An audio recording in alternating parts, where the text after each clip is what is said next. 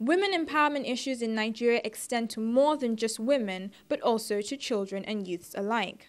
In order to address the issues of women empowerment, adequate attention to education is required. In Nigeria, the proportion of girls enrolled in primary, secondary, and tertiary education is still much lower than that of boys. To solve the challenge of gender inequality in the education sector, the Girl Education Program was launched in 6 priority northern states in 2004. Girls' education has remained a major issue in most developing countries. In sub-Saharan Africa, a large number of young girls still don't go to school. This was the case in Nigeria before the Millennium Declaration. We are not leaving anything, to chance, and we are, doing everything that we have to do. We are also realizing that it is not only asking for affirmative action, giving it to us as part of affirmative action. We are also trying to make sure that we increase the level of women's education, girl-child education, because we realize that when people are educated, it gives them a lot of freedom.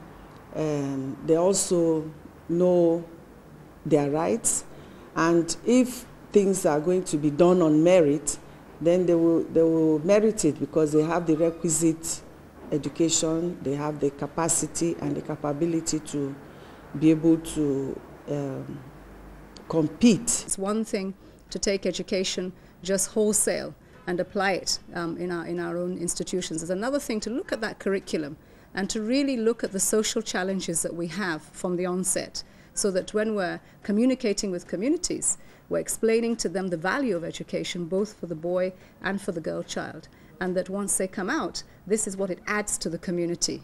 Particularly when you talk about when a girl child is educated, the woman in the home is educated, then a whole community is educated. The drive to educate women has become a collective effort, with many governmental and non-governmental agencies working hard to educate and fight for the rights of women in society.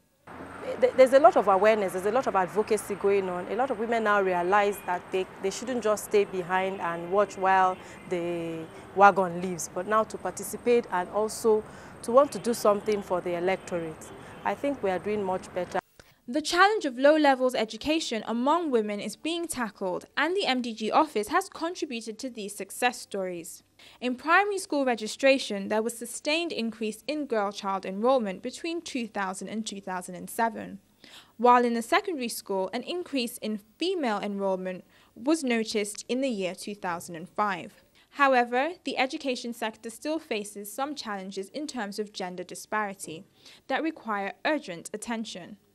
Addressing these inequalities is one of the major priorities the MDG office has vowed to focus on. The enrollment of the girl child in the school system is less than 50%. So what it means is less than 50, some are as low as 20-something%. Right now, there has been progress because government has been onto it. The IDPs are also supporting.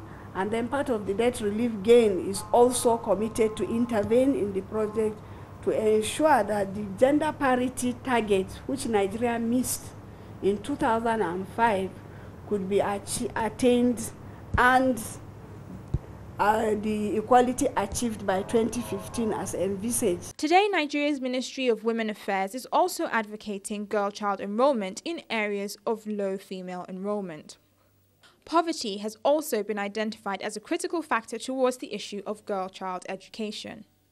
The level of poverty in the country is so high that many poor families are unlikely to be able to afford the cost of education.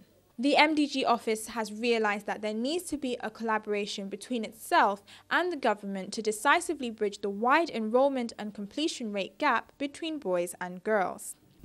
Based on our plan and based on what Nigeria has been doing in the basic education sector, we really have started to see some progress. There are really more and more children in school than we used to have them before. Like 9 out of every 10 children now, this is standing as 88.8%, they are now in school, against the earlier low enrollment rate that we have.